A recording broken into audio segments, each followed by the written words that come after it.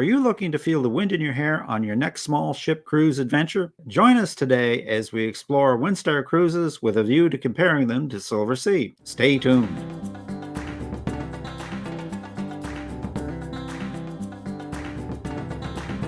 My guest today to discuss Windstar Cruises is Debra Dickerson, travel expert with Cruise and Travel Experts. Debra has a wealth of travel experience and has been meeting the needs of her clients for the last 33 plus years. Hi, Debra. Welcome to RTE Travel Talk. Hello. How are you today?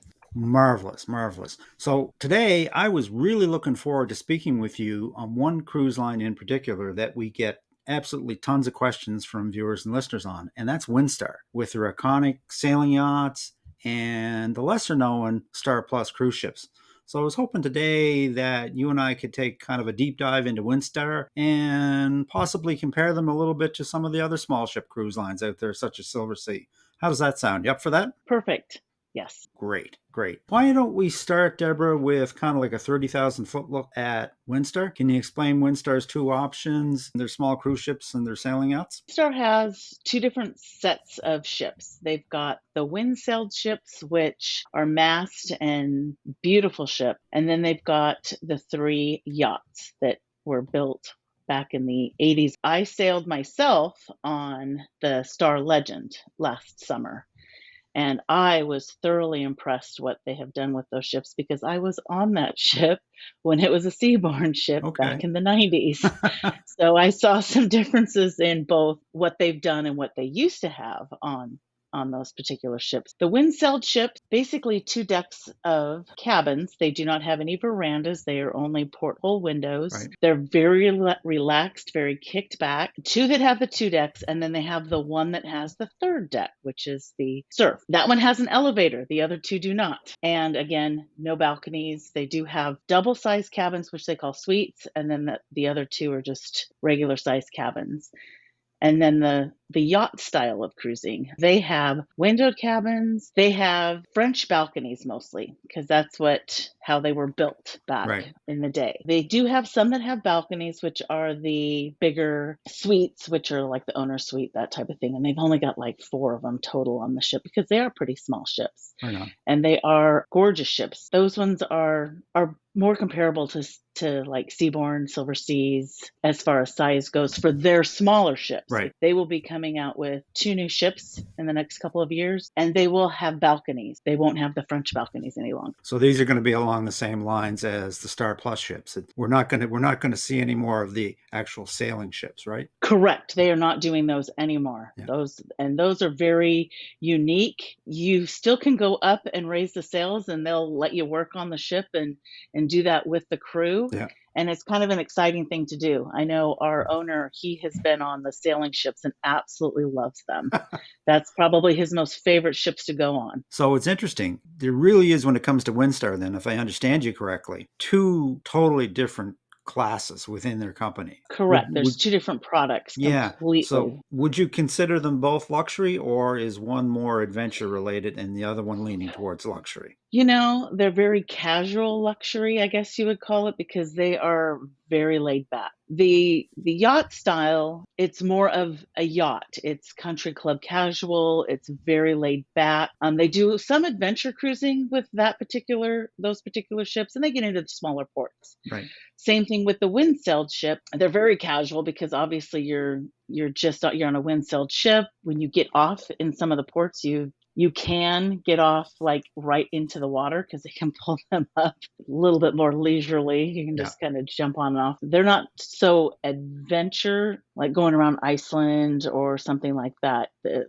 wind-sailed ship stays in the warm weather destinations. Like there's one in Tahiti all the time. They have them in the Med. They have them in the Caribbean. They're just very relaxed, warm, sunny, just hang out and not have to worry about anything. So when we look at both of them are probably much more relaxed than, say, for example, a Silversea. Very much so. Very much so. Okay. Silversea's got a little bit more, they're a little bit more luxury than Windstar. Windstar's kind of in their own little category. Mm-hmm. They're way better than the premium, but they're not quite luxury, but they're very kick back. And it's just a different style of cruising because I've been on Silverseas. I've been on some of the other luxury lines. Yeah. They're very different feel, I guess is what I would say. Very, very laid back. Just as you say, they're almost into a category unto themselves. Correct, yeah, because you can't even put them into a category like with Oceania or Azamara. Like, yeah, they're kind of their own entity. They kind of fit their own little niche, and once you get on them, they're addicting. They really are hence, hence, because they are so different. hence your owner who loves them and would go back time and again. Oh yeah, I think he goes on them at least once a year. Oh my goodness, wow. So one huge plus for, as you know, for all small ships is the ability to go where these mega ships can't. Now, Silversea, for example, is Correct. kind of noted for that. How does Windstar stack up in that regard, Deborah? They're very similar. The ships are small. They can get into these little nooks and crannies. And the one thing that's nice is because they are small, you can dock at some of these smaller ports where they have a dock. We were in Iceland last year and we had 3 big ships. They were all out in the bay and they were all anchored. Where we pulled right up to this little dock. We walked on, we walked off. We didn't have to take a tender. It was really quite nice. And they all go into intimate ports. And it's like if you're going to go into, let's say, you're doing the Amalfi Coast or something like that, you're right there in the port. You're right there. You're not having to anchor out and be tendered into the dock. Yeah, and the other thing about small ships, you're not getting off with 5,000 people. So it's a much more No, intimate experience. it's nice to have the small crowd. You get to know the passengers, you get to know the crew a little bit better Yeah, too. Most of the time when you're on these smaller ships, you do meet everybody on the ship at some point. And don't think I've been on a cruise line where I have not enjoyed meeting the people on board. absolutely. It's a big part of the cruise for a lot of people. Yeah, and even the shore excursions, if you're doing some of the ones with them, they're smaller. I mean, you maybe have 20 people on your shore excursion versus 40 to 60 on your shore excursion. Now, itineraries play a large part in leaving a lasting impression about any cruise. What are some of the featured itineraries that might stand out for Windstar? And their original ones obviously were in Tahiti for the most part. They, put the Windstar ship over there and they were there along with one of the Regent ships that's no longer around as well. But Tahiti was one of their first products. And then they do Iceland, they do the Panama Canal with Costa Rica. They stay in the Med quite often in the summer. They've got a long season there. Right. I know that Canada, New England, they get into some of those areas as well. And next year they're going into Alaska. Fantastic. But as you said, the sailing ships are mostly in the warm weather areas, Correct. like the They're Med, down in the Caribbean, Caribbean Tahiti. and Tahiti. Yeah. For the Caribbean, you're leaving usually out of Barbados, or you might fly into St. Martin and Mhm. their round trip St. Martin, and you go to some of the southern islands. So you're not leaving out of Florida. The yacht ones, every once in a while, they'll have some that leave out of Florida, the Caribbean. But as far as the wind sailed ships, they are all down in the Caribbean, and you're flying there to travel Okay. around the islands. Good to know. Good to know. So let's talk about the onboard entertainment activities for Windstar. And again, does it vary between the sailing ships and the Star Plus ship? Yes and no. They try to stay as even keeled across the board. For instance, they all have the barbecue on board. You always have this big barbecue on board. And whether you're on the wind-sailed ships or the yacht ships, they do that. They always bring in local entertainment. They do have their own singers. It's not a big Broadway production, but like in some of the lounges, they'll have like a little quartet doing something. And then in the main lounge, they always have singing and like some dancing, and they might use a DJ every once in a while. Right. They don't really have casinos on board. And the crew actually has a cruise show. That's probably the best show out of all of them. Probably the most fun. It is. It is. And these people that are helping you, whether they're the wait staff or the people cleaning your room, doing the laundry, whatever, they are very, very talented. It's amazing. And then depending on where you are in the world, again, they bring on some local stuff. Like we had some local singers and dancers come in when we were in Iceland. We had someone come in and do some talks on the area and what they experience living there in that area. Okay. Fantastic. Now, it's interesting you mentioned they don't have casinos. There's no casinos on either the Windsail or the yachts? The yachts have a small one. They have like one table and uh, they have like, let's see, I'm trying to think. They had a table for blackjack. They had a craps table And I think they had like 3 slot machines. And then they all have spas. Both of them both have spas as well on board. Okay. So for all Yeah. though, because these ships are not large, if you do want to gamble a little bit, then you do have that opportunity. A little bit, yeah. Yeah. Don't book it figuring you're going to spend all your time in the casino. No, no. It's like I think we peeked in the room and saw it and went, wow, they have a casino. Didn't know it. It's probably something that doesn't get used a whole lot, I would It expect. it it does not, because you're so engaged mostly in the destination, Yeah. and you get to meet people on board, you're sitting around, you're talking, you're up on deck if it's nice. And like for instance, we went to the bridge quite often because they have open bridge policy. So we were up there coming into the Arctic Circle at 1 a.m. Okay. when we were in Iceland. And we went up there to go and sat there. And there was only one other couple, and they actually happened to be from Seattle as well. And we were the only ones in there. And we watched on all the little monitors, everything. And then it showed as we were entering the Arctic Circle. It was actually quite cool. Oh, I was fantastic. like, oh, I was like being a smart aleck and said, oh, there's no pole. like, So, like it's going to pop up and we're here in the Arctic Circle now. so you mentioned the open bridge policy. Explain that. What is that? That means you can go up to the bridge whenever you want. You can go up there at 5 a.m. You can go up there at noon. You can go up there anytime you want. They'll let you come in, take a look, and just hang out with the captain up there or whoever, or the assistant captain, whoever happens to be running the ship at the time. They'll explain everything about what you're seeing on all the prompters, everything. Wow. It's Wow. quite interesting to see how all that I'm works. sure it is. And does that apply across all the ships? With them, yes, Wow. I bet you that's popular because there's lots it of people is. that'd be really interested in that. And there's tables and chairs in there for you to sit and just relax and look out the window and see what they're seeing. But they don't let you drive.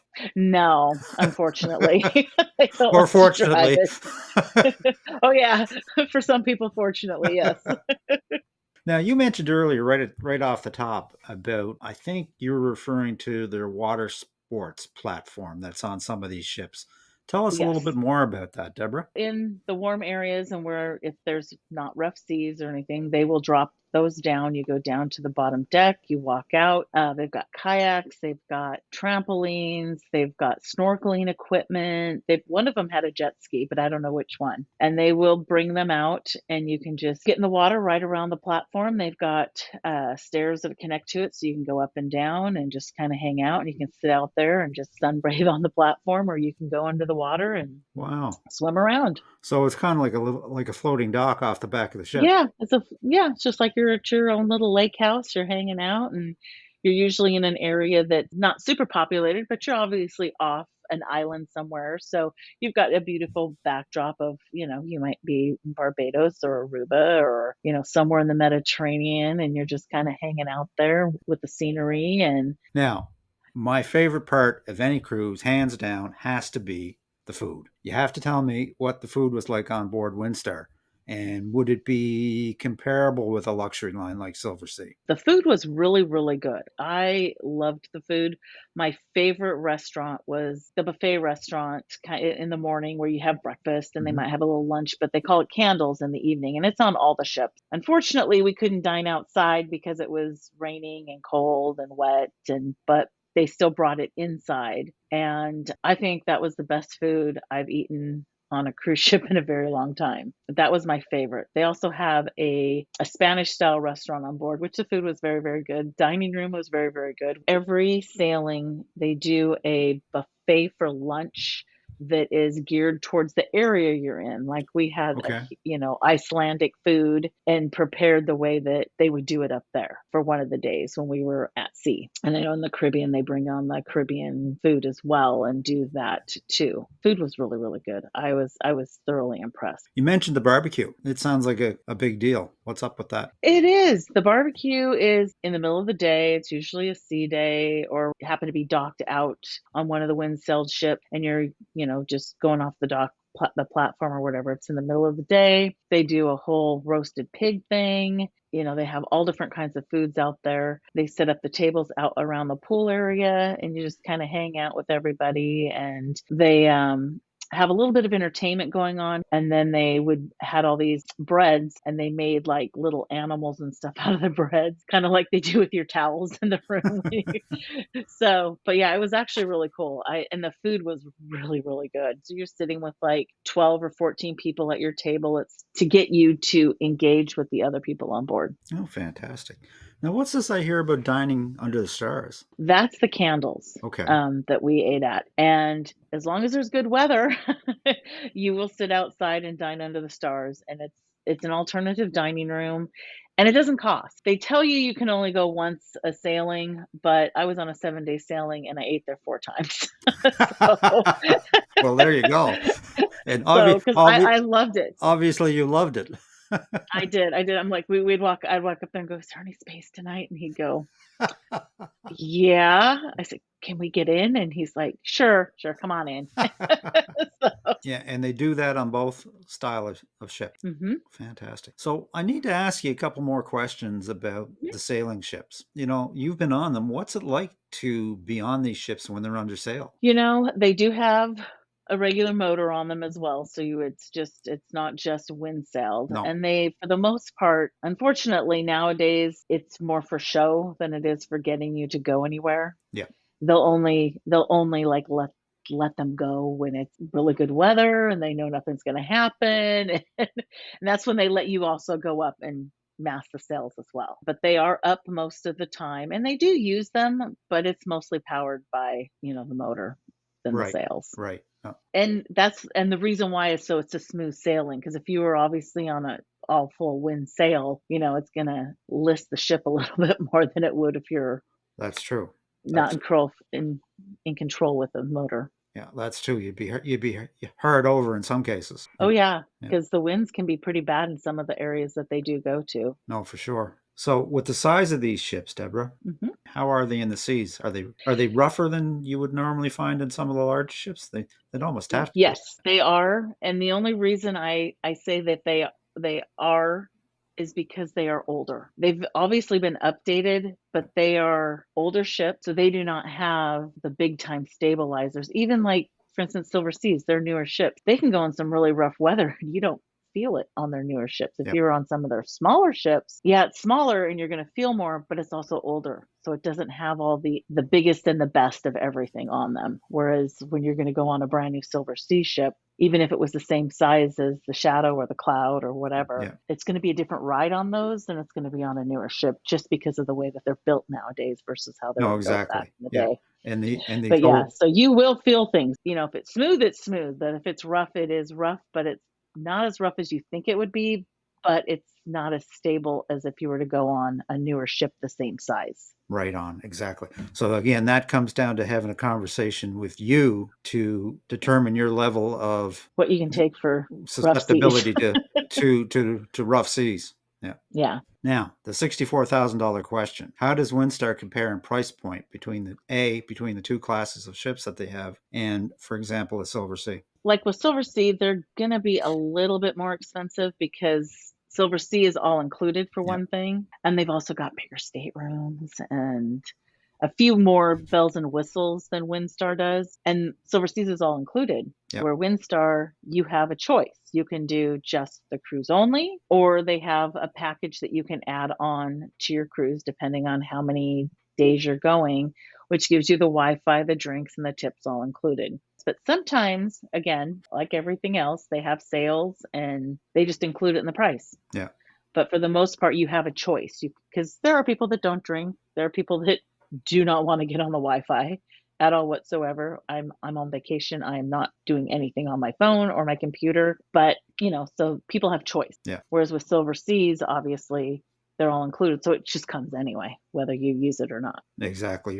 Sometimes you're paying for something that you're not going to use. And another thing is Silver Seas has got balconies and they're, like I said, their cabins are a little bit larger as well. Yeah. Granted, on the yacht style ship, those cabins were very good sized, very good sized. And one thing you do have to remember about the yacht cruises that they have right now, those 3 ships, they are old ships, so they've got a lot of bathtubs in them and they are deep, so it's really hard to get in and out of. When they did refit the ship a few years ago, they did take out some of them so you have a choice to do with a tub or without a tub. Me personally, I'm short. I'm 5'2". Yeah. Stepping into that shower was a little tough. I had to use the rails because you have to step up into it, and the tub's higher than my hip. So it was a little tough. So that's another thing you got to make sure when you're going on some of these ships. If they don't think they can step into, you want to make sure you get them a shower only cabin as well. Exactly. And again, that's coming down to having a good conversation with your expert Yeah. travel advisor. Yes, it does. Yeah. And they also do have accessibility on all of the ships. Oh, do they? Oh, Except good. for the two smaller wind-sailed ships. They do have cabins that are a little bit bigger for like people, but for wheelchairs, it's a little bit tougher to get around on those ones because they don't have elevators. So those ones I would not recommend for somebody that has to be in a wheelchair or anything like that. But as far as the yacht style ships, not a problem. Yeah. We had somebody in a wheelchair on ours. Yeah. So looking over the pricing myself, now you correct me if I'm wrong. I think Windstar tends to be lower starting out than a Silversea. It can be depending on the sailing and where you're going. Right. Because usually, sometimes you can get Windstar for a 7-day as low as $19.99. And I know usually Silverseas you're looking at starting in the 3,000s. Yeah. Sometimes you can get for $29.99. But yeah, so starting out, Windstar is going to be cheaper just in the long going between those two. Yes. So in terms of value, I think they're probably both there. What's your thoughts on that? I think the value for both is very good. Yeah. I mean, and it depends on what you want. Like I said, if you want all inclusive, Silverseas is a great way to go. It's a little bit more upscale. The cabins are a little bit larger. You have a little bit more to choose from on the ship itself. Yeah. Versus Windstar is a little bit more laid back. Cabins are good size, but again, if you don't want to go all inclusive, you have that choice. Yeah. If you do want to go all inclusive, you have that choice. Yeah. It's a good way to have options. You mentioned that Windstar is actually more casual, which brings me to mind on Silversea. Silversea is one of the few cruise lines that's still out there that actually has formal nights. You're not going to find that on Windstar, right? No formal nights. Yeah. They do have a dressy night if you want to dress up, but it's not tux. But It's more of a just button down and a tie and maybe a suit jacket. It's not super, super formal at all. But for the most part, I don't think I saw anybody in a dress the whole time I was on. Well, that's good to know. Well, Debra, Well, it was too cold too. Yeah. So.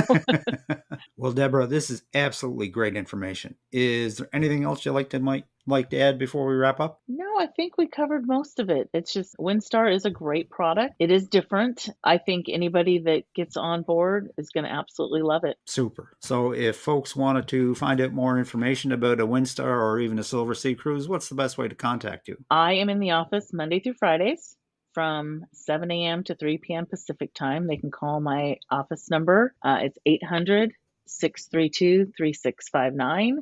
And I am, I believe, prompt 3 on that recording.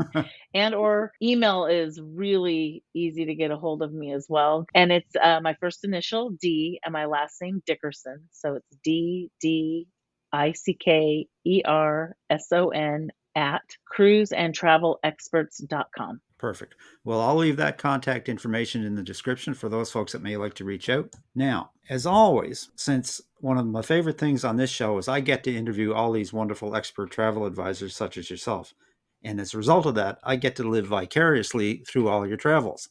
So I have to know where you're off to next. My next trip is not until Thanksgiving. I am actually going to try out one of the new Royal Caribbean ships for 3 days. And then I am doing a land trip I'm doing Disney World, Universal Studios, and we're doing all the after hours parties instead of going during the day to see what all that's about. Which Royal Caribbean ship? The Utopia. Oh. We're going round trip Port Canaveral Friday to Monday, excuse me. That sounds like a blast. We'll have to have you back to regale us with your fun and adventure on Utopia of the Seas. How does that sound? That sounds great. Well, with that, Debra, I'm just going to wish you safe and happy travels on all your future cruises and destinations. May the wind always be at your back, and I hope to see you on board the Lido deck of the Utopia of the Seas sometime soon. Perfect. Thank you very much. Take care. And that about wraps it up for today, folks. A very special thanks to my guest, Debra Dickerson of Cruise and Travel Experts. If you'd like to reach Debra, I will leave her contact information in the description. If you'd like to reach out to us with a question or a suggestion for a future interview, you can send a question to questions@realtravelexperts.com, visit our website, realtravelexperts.com, or simply leave a comment. We always respond. And as always, folks, if you enjoy this content, a like, subscribe, share, and a ring of the bell is certainly appreciated and helps us to spread the word. So until next time, happy travels.